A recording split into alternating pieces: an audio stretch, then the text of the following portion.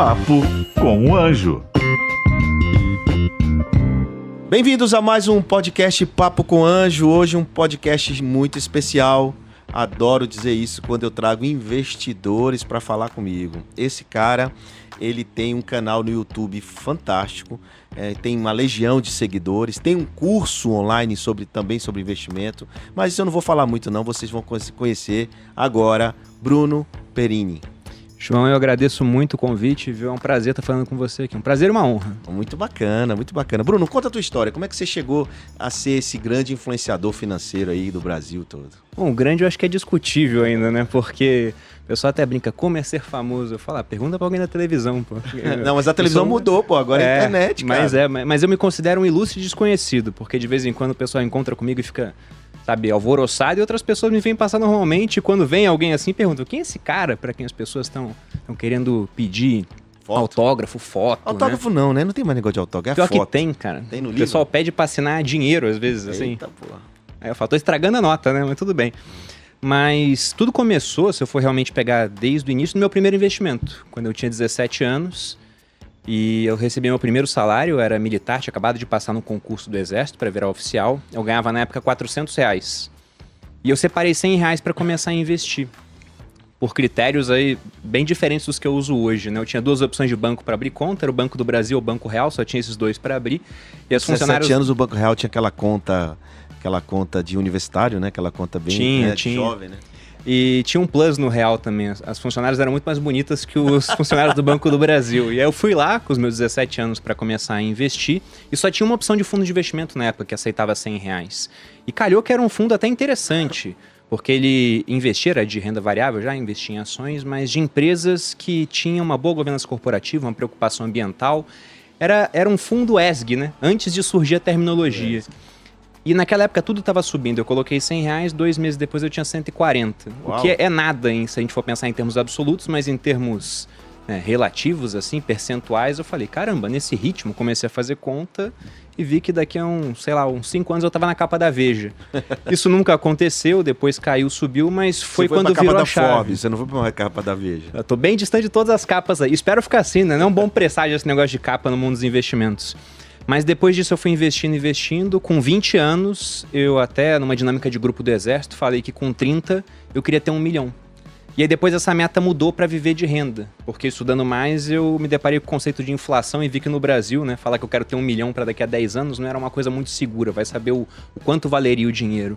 E fui investindo. E viver de renda era uma coisa mais tangível, né? Isso, exato, né? O que era o viver de renda para mim? Era ter um patrimônio grande o suficiente para que eu pudesse viver apenas dos rendimentos dele.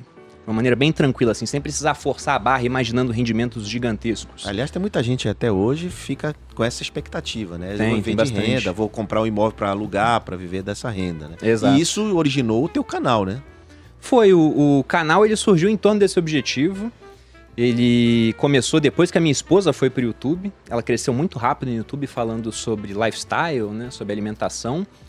Ela bateu em coisa de 6 meses 100 mil inscritos. Eu falei, caramba, foi muito rápido. Será que eu consigo fazer algo parecido? Ou talvez nem parecido, se eu fizer metade disso já tá muito bom. E eu comecei a fazer e foi. Simplesmente aí eu comecei em 2017. Mas você foi sem nenhuma preparação, sem nenhum treinamento ou foi só na cola dela? Eu vi o que ela tinha feito e fiz igual. A preparação era só o que eu tinha feito ao longo ali do meu tempo como investidor, né? E aí teve um plus que em 2017 a gente conseguiu chegar na nossa meta, porque era uma meta minha e dela também. A gente até brinca que se eu tivesse casado com outra pessoa, eu não tinha chegado, porque simplesmente... Quanto? 2017 a gente 17. criou o canal. Ah. E então, a minha esposa... recente, né? É muito 3 anos. recente. Internet é isso, né? É muito rápido as mudanças.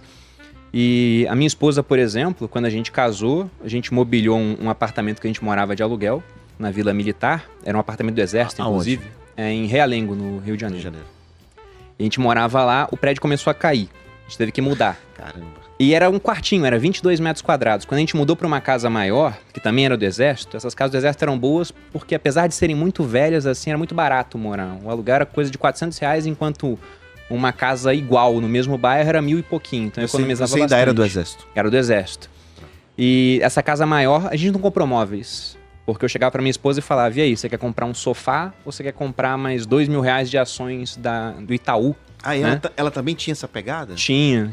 Ela falou, compra Itaú então, né? Na verdade, a gente comprava Itaúsa, que Tava R$6 na época, já pagava bons dividendos. E aí hoje, se eu for pegar, né, o dividendo daquela época para os preços de hoje, eu tô recebendo 20% daquelas posições que eu comprei naquela época. Então, graças a ela, a gente chegou na nossa meta, foi pra internet e aí as coisas só aumentaram, porque aí a gente conseguiu uma escala que eu nunca imaginei na minha vida que eu conseguiria. Mas a internet você começou a mostrar o teu dia a dia, começou a ensinar o que você já fazia, né? Exato. Então Exato. você não só estava fazendo seus investimentos, como estava ensinando as pessoas a fazer investimento. Você tinha essa noção da educação em si? Ou você já criou o canal pensando na educação? Eu já criei pensando na educação. Já criou pensando na educação. E logo depois veio um curso ou não? Ou foi uma coisa, foi agora, recente? Não, o curso é até engraçado como que ele surgiu. Porque quando eu fui pra internet, eu não ganhava nada na internet, né? Minha esposa tinha 100 mil inscritos no YouTube e ganhava de AdSense, aqueles anúncios do YouTube, $100 por mês. Então era um negócio que a gente usava no mercado e olhe lá.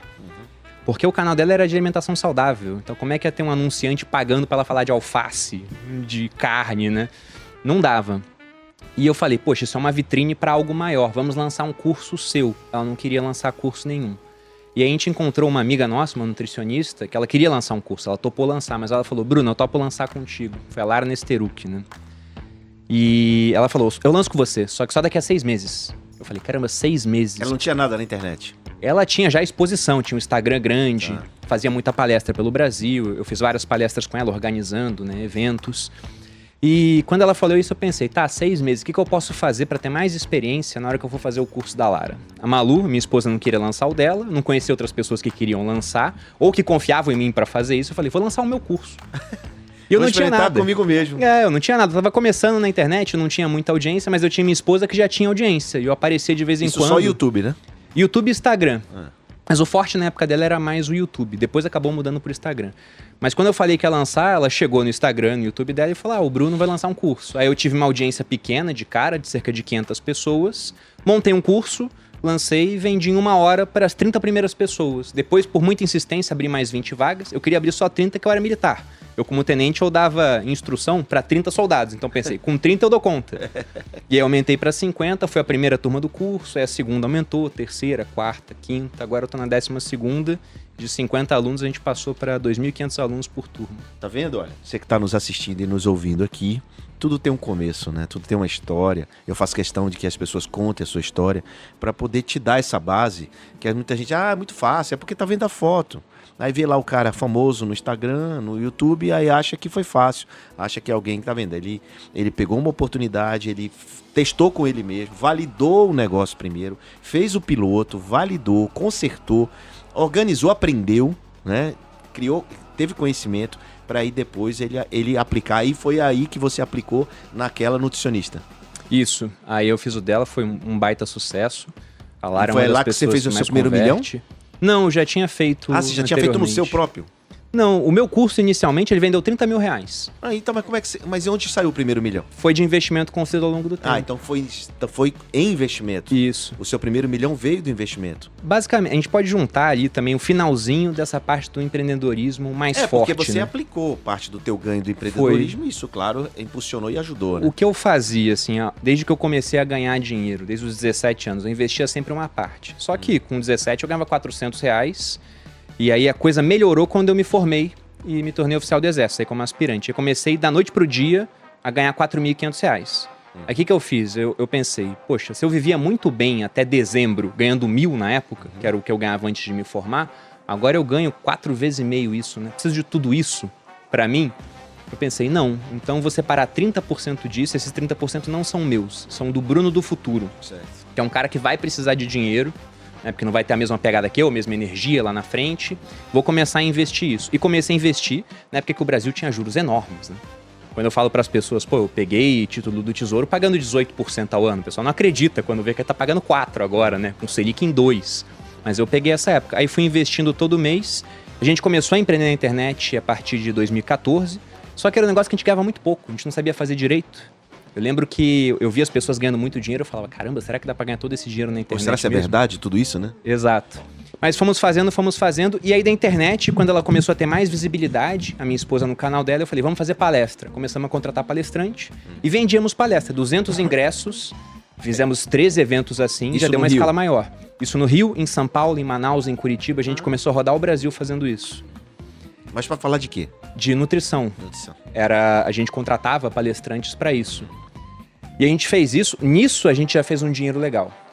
Aí somou com o dinheiro que a gente tinha construído em investimento ao longo do tempo.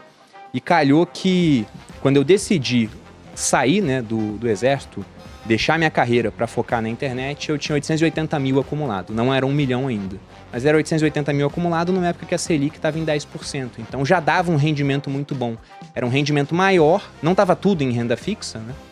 Mas já era um rendimento maior do que aquilo que eu ganhava como militar. Então me deu uma segurança para tentar outras coisas. E depois que eu fiz isso, aí começou a surgir o meu curso, o curso de outras pessoas. A gente no começo tinha uma ideia de lançar curso de um monte de gente, virar uma agência, uma plataforma de cursos. Só que o Viver de Renda ele cresceu tanto que aí eu falei, quer saber, eu vou focar mais naquilo que é a joia da coroa, vamos segurar essa ideia por um tempo, e a gente tem um número mais restrito de cursos hoje, trabalhamos com 4, mas estão dando super certo. O nome do canal do YouTube é... Você Mais Rico. Você Mais Rico. Isso. E qual é o teu público desse canal? São jovens, mais velhos, gente que já investe, ou gente que quer pegar uma informação privilegiada, quer aprender? Qual é a estratégia do... Se for Você gente que quer Mais pegar a informação privilegiada, é melhor seguir um outro canal, porque eu não tenho esse tipo de informação, né? Mas se a gente for pegar em média de idade, é um público aí de uns 25 a 35 anos, e um negócio engraçado, porque eu tenho 500 mil pessoas no YouTube e 600 mil no Instagram. O YouTube ele é 75% masculino e o Instagram é 60% feminino. Então é um público bem diferente que me vê nas duas redes. Eu sou mais ativo até no Instagram. E eu Mas acho é que o é um mesmo público... conteúdo, não? É um conteúdo similar, sim. Porque... O conteúdo do YouTube é mais vídeo, né? Mas eu olhei teu Instagram, você faz muito vídeo também, né? Faço bastante história, no bastante Instagram. pergunta. É um conteúdo bem similar, porque eu sou a mesma pessoa, eu não consigo ser duas pessoas diferentes em redes sociais diferentes, mas a pegada hoje até do YouTube, ele tá muito mais para um repost do Instagram. Eu falo das coisas no Instagram primeiro e depois elas acabam indo para o YouTube. Entendi. Me fala desse período agora recente, vamos dizer, 2020. Qual foi o teu maior desafio? Qual foi o teu aprendizado, né, durante a pandemia? O que você aproveitou a pandemia? Ou seja, você faturou mais? Ou você teve uma dificuldade qualquer? O que você tira de lição desse período que a gente passou recente agora? Bom, eu acho que a principal lição, quando começou a questão do coronavírus, eu estava fazendo um monte de lives aí com outras pessoas no Instagram, e todo mundo perguntava assim, Bruno, como se preparar para a crise? Agora que a crise começou. E a resposta óbvia era, se preparasse antes, né? Então, isso que eu vi, o quanto as pessoas estão frágeis diante dessas situações. Porque se a gente for pensar, né, aquele empreendedor, pegando os empreendedores, por exemplo, que tinha reserva, tinha ali um caixa separado para alguns meses de adversidade, esse cara ele conseguiu ultrapassar aquele pior momento, conseguiu investir em tornar a operação dele aquilo que dava uma operação online, e ele saiu do outro lado. Talvez até com um público maior, porque vários concorrentes quebraram. Agora o cara que ele contava que tudo ia dar certo, né, sendo otimista a ponto de abrir mão da prudência, esse cara pode ter ficado pelo caminho. Eu sempre falei bastante disso, e na pandemia, eu até evito falar esse tipo de coisa em rede social, porque outro dia eu estava falando com um amigo meu, ele tava perguntando do meu ano, né? Eu falei, fala do teu ano primeiro. O ano dele foi horrível. Aí eu até fiquei com vergonha, né? Ele falou, o teu ano. Eu falei, meu ano tá legalzinho, cara. Mas meu ano foi muito bom. A gente bateu o recorde de faturamento, o número de visualizações aumentou. Então foi um ano ótimo. A gente começou outras iniciativas de negócio. Que tipo de negócio você começou? A minha irmã, por exemplo, é advogada. E ela tava, até ano passado, parada. Tinha passado um concurso público, tava esperando ser chamada. Só que a minha irmã já tinha experiência com leilão de imóveis. Só que ela tinha experiência e até então eu não tinha capital para aproveitar essa experiência. Eu falei para ela, Priscila, agora eu tenho bastante capital. O que você acha da gente começar a pegar imóveis em leilão? Aí trouxe ela para São Paulo, ela começou a trabalhar comigo. Hoje você mora aqui? Sim, eu moro em São Paulo, ela também.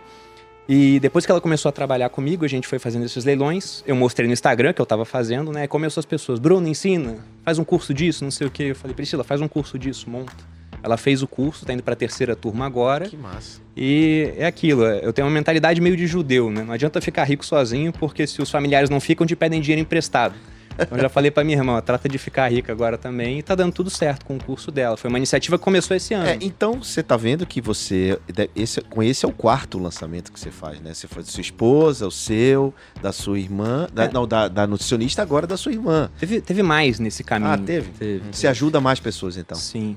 Você ensina também o cara a se lançar na internet, a fazer A curso. gente fala disso. Você fala disso, mas você não tem uma estrutura para isso. É mais na base da... Não é um business, né? Não, também é um business. Ah, virou business? Virou um business. Porque a gente tem amigos que faz isso, né? Que faz lançamento. Pablo já esteve aqui com a gente, Pablo Massal, tem uma estrutura para isso, uma empresa só de lançamento, né? Então você também hoje está fazendo um business. Sim, eu gosto de ver a minha empresa como aquela história mitológica da Hidra de Lerna, né? Que é um dos 12 trabalhos míticos de Hércules, foi enfrentar esse monstro que era um dragão com cabeças de serpente. Toda vez que ele cortava uma cabeça, 2 nasciam no lugar. Então, meu negócio é isso. Se corta uma cabeça, tem que nascer 2 no lugar. E foi isso que a gente tem feito. Hoje, por exemplo, a gente está focado, né, em termos de produtos. Tem o meu produto, que é o mais forte, ele tem um faturamento aí bem grande. Tem o da minha esposa, que depois ela acabou lançando um produto dela focado em lifestyle. Tem o da minha irmã de leilão, do qual eu sou sócio. E que é uma coisa interessante, porque além disso tem os imóveis que a gente pega em leilão também. E tem outro de marketing digital. Porque tanta gente falava, Bruno, ensina. E tinha algumas pessoas que eu pegava para atuar como coprodutor. Mas eu falei, poxa, ao invés de ficar pegando uma pessoa por vez, vamos criar um produto disso. E aí a Juliana Fracaroli, que trabalha comigo há 4 anos, foi minha aluna, inclusive, de uma das primeiras turmas do Viver de Renda. Foi a segunda pessoa que eu contratei para trabalhar comigo. A primeira foi a madrasta da minha esposa. E ela tá com a gente há um tempão. E eu tinha essa ideia de gravar um curso com essa pegada. Ela falou, deixa que eu gravo. Eu gravo o curso, eu começo a fazer e vamos ver o que vai dar. E deu super certo também. Quantas pessoas tem por trás do Bruno hoje na operação? Agora a gente aumentou aumentou um pouco o tamanho da equipe. A gente está com 10 pessoas. Mas até o começo da pandemia eram 4. Muito bacana. Olha, você tem um post que um dia desse eu vi, eu sou teu seguidor. Não sei se você sabe, eu te sigo. E admiro demais o jeito que você comunica, fala, ensina, ajuda. E eu só sigo aquilo que... Geralmente as pessoas só seguem quem representa alguma coisa para elas. E você representa para mim muita coisa do que eu acredito, né? Da forma de falar e tal. Se um dia desse alguém te perguntou, numa resposta no Stories, eu acho, não sei se foi, se você não tivesse mais nada hoje, começar do zero, como você recomeçaria? Tem uma câmera bem ali. Ensina os caras ali como recomeçar. Como é que você ganha dinheiro sem dinheiro hoje em dia no Brasil? Bom, até o que eu falei, né? Eu lembro direitinho dessa resposta. Então fala. Porque eu pensei assim, falei, como é que eu faria realmente?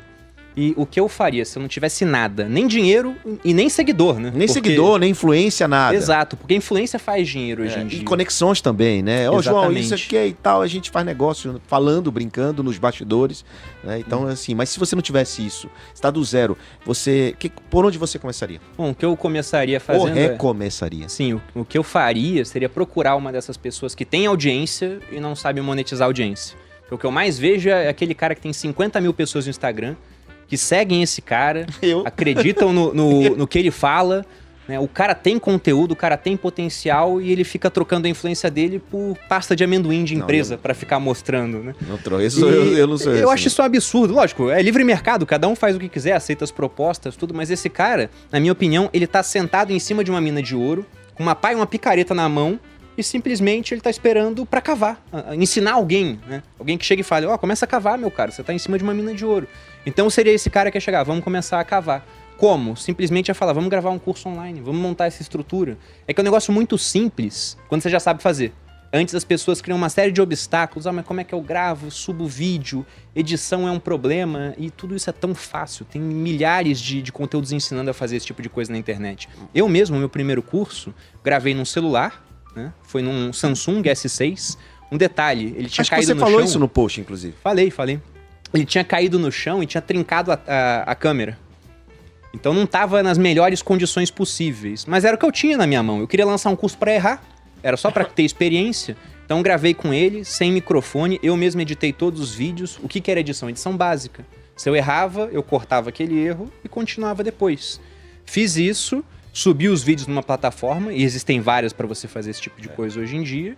E a venda estava feita. E até porque naquela época não tinha tantas plataformas que tem hoje, né? Não, hoje tem muito mais. Cara, você tá vendo aí, você tem que começar de onde você tá, com o recurso que você tem, não tem desculpa para não fazer ou para não criar uma oportunidade a partir do conhecimento que você tem. Não, e uma coisa interessante, depois que você fizesse isso com essa pessoa, que até então ganhava pasta de amendoim, começa a ganhar dinheiro, esse cara vai ter amigos influenciadores. Porque acontece isso, tem esse network. e vai falar, tem um cara que me ajudou a fazer dinheiro. Vocês Exatamente. querem conhecer? Um fala pro outro que vai.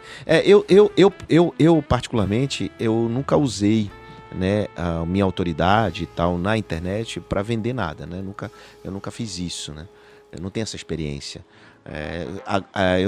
Eu não posto pasta de amendoim. Eu também não posto pasta de amendoim. Mas também não sou grande, não sou gigante, não. Eu acho que é mais o meu trabalho, né, do meu dia a dia. Porque, por exemplo, esse podcast, ele é parte integrante de um programa de televisão chamado O Anjo Investidor e que reflete e retrata o meu dia a dia como investidor anjo. E que eu faço no meu trabalho, né, lá na Bossa Nova. Então, e aí as coisas foram acontecendo por reflexo do meu trabalho. Mas muita gente chega pra mim, por que eu tô dizendo? Muita gente chega pra mim, João, poxa, você é um produto. Eu digo, não, cara, não, deixa eu quieto. Mas aí é muito mais trava do que é crença, talvez, né? De achar que... Não é crença de merecimento que eu tenho. Eu mereço tudo que eu tenho, mas é mais uma questão assim de, pô, será se funciona pra mim, né? Eu também acho o seguinte, né, João? A necessidade faz o sapo pular, né, cara? Você não tem que correr atrás desse dinheiro. Você sabe que ele tá lá, que uma hora você pode explorar. Agora tem um monte de gente que tá precisando. Não, exato. É aquilo que você falou agora, né, pô? Você tá precisando, vai lá, tá aí aberto. Várias ferramentas gratuitas, várias coisas pra fazer, Sim, né, Bruno? Sim. Bom, me fala um pouco da tua vida pessoal. Você é casado, já falou, tem filhos? Não tenho filhos ainda, eu sou casado há 5 anos e tô com a minha esposa há 10. A gente se conheceu, eu era cadete do exército ainda, tava em formação. Ela é irmã, né, de um dos meus melhores amigos da época da AMAN. E a gente até se conheceu quando eu tinha acabado de terminar um namoro, eu tava meio mal, esse amigo meu falou, vem pra minha casa, vamos sair lá em Taubaté. Era onde ele morava, meu pai morava em Taubaté também. Ele falou, você vê seu pai, sai, muda de ares, que eu sou do Rio de Janeiro. Ele falou, sabe, me convidou, eu falei, tá bom, vamos lá. Ele só colocou uma única condição, que eu não desse em cima da irmã dele. Eu até achei absurdo, eu falei, que isso, eu, né? Lá em cima da sua irmã, na sua casa. E acabou que não teve jeito. Aconteceu, a gente se gostou na hora e foi isso. E aconteceu, né? Pois é, destino. Muito bem. Mas você, então, já veio morar aqui direto? Depois que eu saí da AMAN, eu fui pra Jundiaí. Foi o primeiro local onde eu morei após a formação. Fiquei 2 anos lá, voltei pro Rio de Janeiro. Fiquei 4 anos no Rio, fiquei na Brigada Paraquedista. Eu fiz o curso de paraquedismo no Exército, né? E depois da Brigada Paraquedista, fui pra Boa Vista, que é a capital de Roraima. Sim. Então, pra quem não conhece aí Boa Vista... Pelo Exército. Pelo Exército. Chamam de a cabeça do cachorro no mapa, né? É lá pro norte, faz fronteira com a Venezuela. Fiquei lá 4 meses e depois acabou o meu tempo ali no Exército. Simplesmente eu encerrei e vim para São Paulo. E desde então tô em São Paulo, já tô no meu 3º ano aqui. Bom, todo mundo que vem aqui tem que deixar sua mensagem. Claro, não vou pedir para você deixar a mensagem agora, mas todo mundo que vem aqui, principalmente se for investidor, tem que falar se investe em startups. Qual é o teu relacionamento com startup? Você já teve alguma experiência com isso? Eu tô bem no comecinho dessa relação, porque também foi esse ano. Você vê que esse ano foi um ano interessante, um ano né? bastante interessante. Foi o bem cara entrou no movimentado. mundo das startups, tá do meu lado, veio pro lado da força. E eu entrei na última rodada de investimento anjo de uma startup chamada Biscoint. Biscoint. Isso. O que eles são? Eles são uma corretora na verdade, de criptomoedas, mas hoje ele está focado em Bitcoin, está desenvolvendo para outras criptomoedas também. Porque o que eles fazem? É uma corretora tipo Foxbit da vida? Mais ou menos. E aí eu vou chegar no porquê que é o mais ou menos. Porque no mundo do Bitcoin é diferente, para quem investe em bolsa e está assistindo a gente aqui, ou ouvindo.